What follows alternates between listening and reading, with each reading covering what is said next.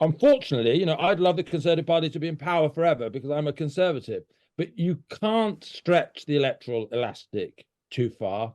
And we are at the point, which is why I'd rather the Tories had an early election, because I think the longer this goes on, the sort of electorate's impatience with the Conservatives is going to grow. Sunak at his best is competent but managerial. He's not a charismatic leader, although I think as the year has gone on, he's tried to shift from that managerial competence to that sort of more charismatic, obviously election winning personality. And I think he struggles when he tries to be that second character. He's more real and I think more credible when he's that first person. So Sunakism, as it should be, I think, should be that competent governance. And he shouldn't go much beyond that, I think, because I think people find it lacking authenticity. Kirsty, what about you? What is Sunakism according to his actions in 2023? Well, it is a very good question, and the bottom line is, I think we're all as baffled at the end of 2023 as we were at the start. I mean, the man's had more kind of personal brand changes than Madonna, and I think this is largely because he keeps on having to appease various fighting factions within his own party. So this is why we've seen this constantly shifting kind of Sunak, and we're all still rather confused about his values and the sort of country he would like to build as we go into an election year.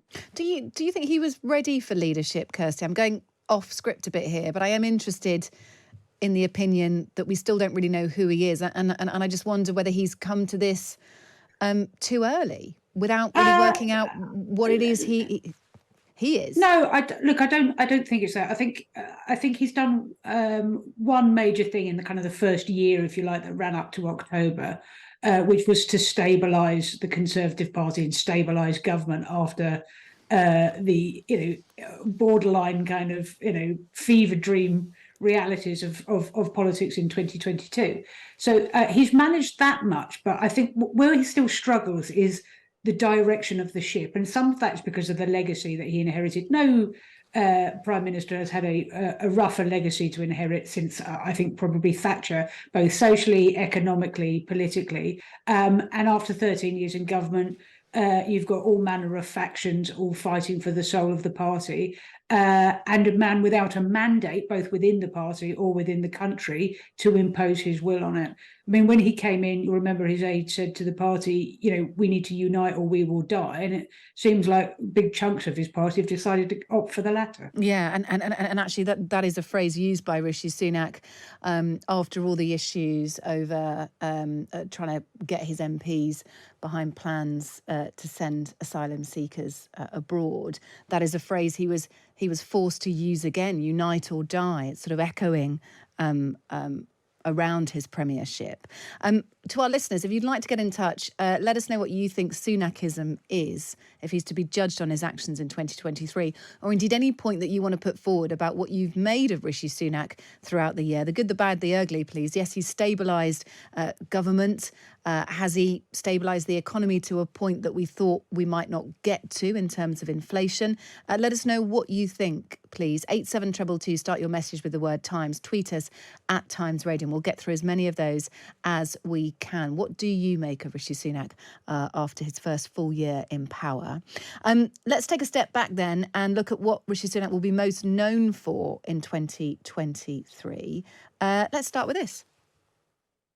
5 promises to you today. First, we will halve inflation this year.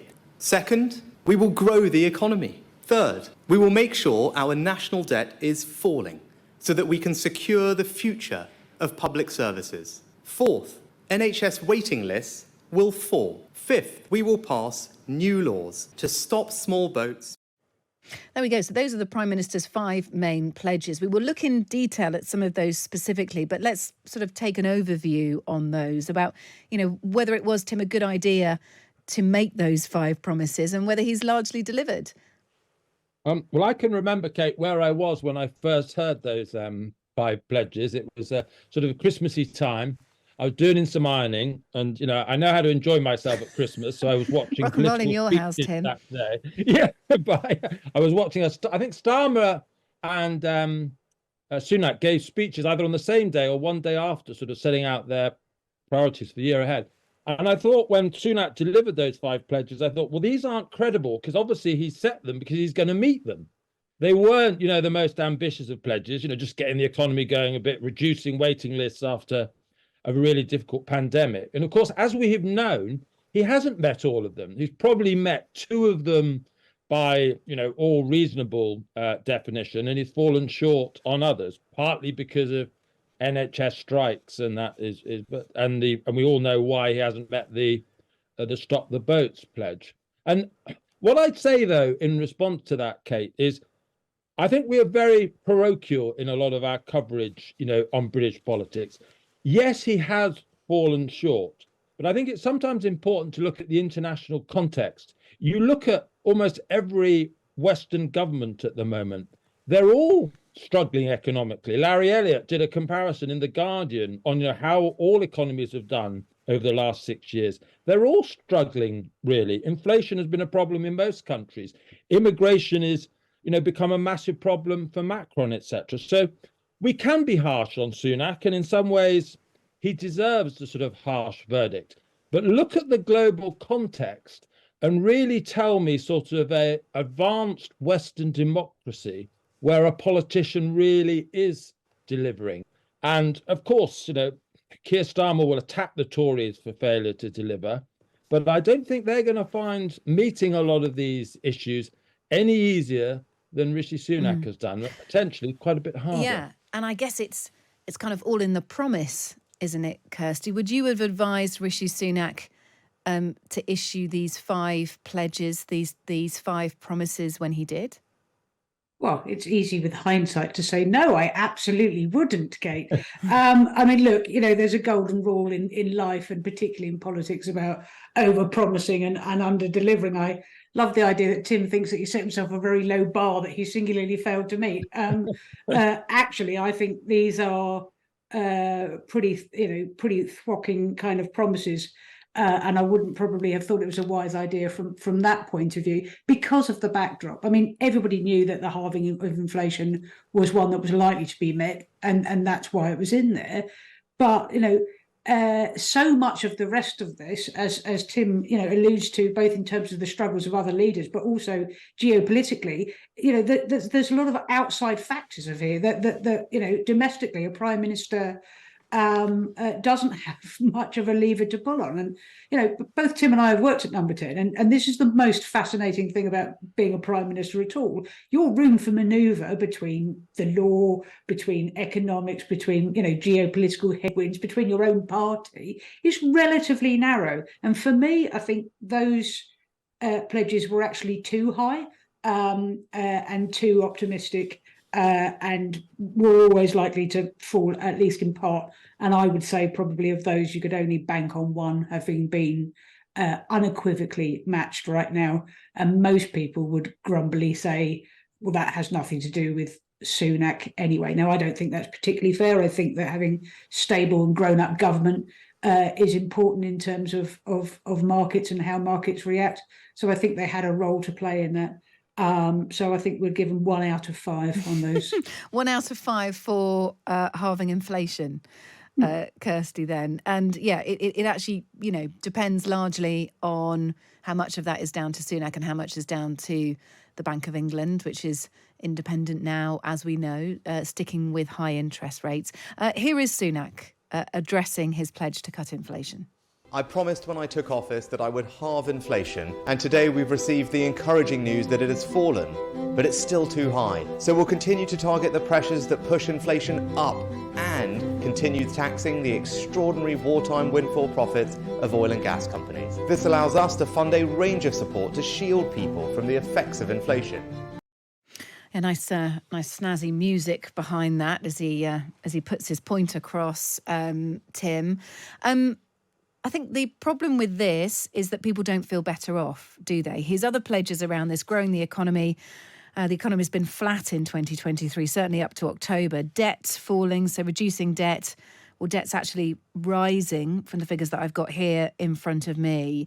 So how much of a difference does halving inflation make in the broader scheme of things, particularly when, probably more importantly, people still feel worse off? Yeah. I think if the country hadn't halved inflation, things would definitely be a lot worse. And of course, actually, in terms of food inflation, it is still quite high. People go into their shop still, for the supermarket, and they still are finding a lot of their groceries going up very fast. And so, yes, inflation is under control. And I don't think we can say the government didn't have any role in this. If the government, for example, hadn't controlled public sector pay in the way they have, we could have sort of edged into an inflationary spiral, which would have made the Bank of England's job a lot harder. So let's not sort of just say that it's all the Bank of England's credit. Perhaps the Prime Minister has overstated his contribution to this, but he's played a role. What I'm sort of generally not convinced by is sort of the general thing that if the economy was motoring, the Tories would have a better chance at the next election. I'm old enough to remember sort of the period from 92 to 97, which, resulted in Tony Blair's landslide. The economy was motoring definitely in those years, but people had had enough of the Tories. And the basic Tory problem isn't the health of the economy. It isn't whether he's met 2 or 3 pledges. It's just the basic fact that 14 years in government is a very long time. And they've been 14 controversial years. And unfortunately, I'd love the Conservative Party to be in power forever because I'm a Conservative. But you can't stretch the electoral elastic too far. And we are at the point, which is why I'd rather the Tories had an early election, because I think the longer this goes on, the sort of electorate's impatience with the Conservatives is going to grow. The more damage. Okay. Damage, yeah. Mike's been in touch, said, isn't Sunakism what happens when management consultants do politics? Ouch, Mike. Let us know, what is Sunakism, if you're to define it based on Rishi Sunak's actions of 2023. What is Sunakism? Or anything else you'd like to get in touch? 87222, start your message with the word Times. We're doing a year in review for Rishi Sunak. When we come back with Kirsty Buchannan and Tim Montgomerie, we'll talk HS2 and immigration as well. 2 other big things to feature in Rishi Sunak's 2023. More of that in just a minute. Rishi Sunak's 2023. Already we've discussed our broad look at it. What is Sunakism, if 2023 is to define it? We've looked at his 5 pledges, only one of which has been roundly successful, halving inflation. That was at 10.3 when the pledge was made. It's gone down to 3.9% in the year to November. Let's move away from the pledges for a little while and just talk about HS2, because this was another big feature of Rishi Sunak's year. He announced at the Conservative Party conference that the northern leg of HS2 would be scrapped. That news coming after many delays and changes to the policy regarding the line.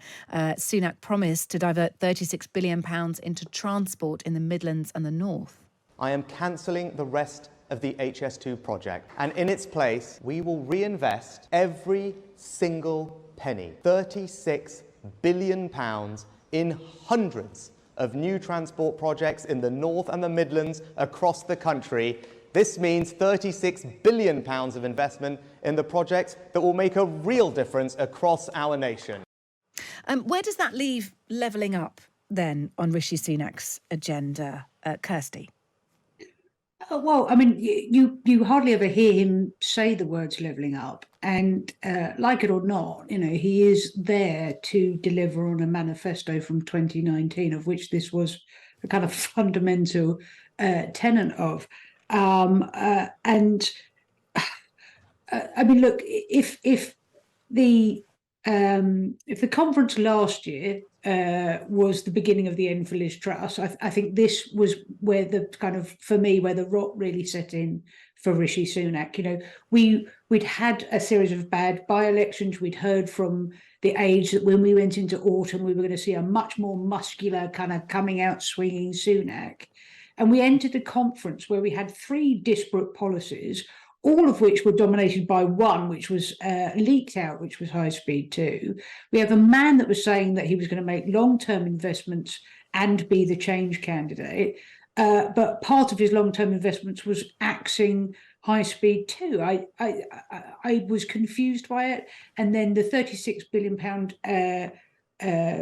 refresh and putting that money into individual projects that I think they thought would be much more of a winner. Well, it turns out a lot of those have been promised year after year after year. So they got no political capital across the red wall seats for that either, because they're like, well, we've heard all this before and we'll believe it when we see it. So it was badly handled, and like a lot of the kind of strategy this year, left me slightly baffled as to what the aim was. Yeah, and we've also, heard stories of some of that money going to fix potholes in the south, which doesn't seem quite the right way to do it, if that's the case. Tim, I'm going to charge you with the immigration row. We've leaned into it briefly. Stopping small boats was one of Rishi Sunak's pledges at the beginning of the year.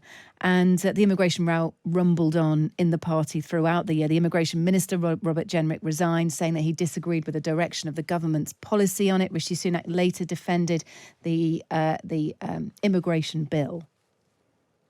We will get flights off the ground, we will deter illegal migrants from coming here, and we will finally stop the boats. There's no point having a piece of legislation which means you can't actually send anyone anywhere. When we're talking about an inch of difference, and that inch making the difference between having an operational scheme where you can send someone or not, it's pretty clear that what we're doing is not only the right approach, it's the only approach. This was a huge story, wasn't it, for the Conservative Party in 2023? Where is Rishi Sunak now? The bill went through, of course. It's going to be the subject of much speculation in 2024. But how would you sum up what happened to the party on it in 2023, Tim? Well, I think I'd have to, Kate, say it's not just about 2023. It's been the story of, for 13, 14 years of Tory government. It's been central to the Tory appeal to the electorate. Promise after promise to control immigration. I don't think we would have left the European Union if it hadn't been for the electorate's desire to control immigration. I don't think Boris Johnson would necessarily have won the 2019 election, certainly not won those red wall seats, if he hadn't have promised control of immigration. But year after year, the level of immigration has risen to much higher levels than even Tories were criticising was the case under Tony Blair. So this has been a manifest political failing by the Conservative Party. And I support the kind of measures that Rishi Sunak has taken at the end of the year, although I wonder if actually they are far-reaching enough. But it's too late. To begin to put forward measures that could bring immigration control in the last full year you have in government after being in power over a decade isn't going to convince voters. And when the epitaph of the Sunak administration and the Conservative government is written, immigration will definitely have to be on the gravestone.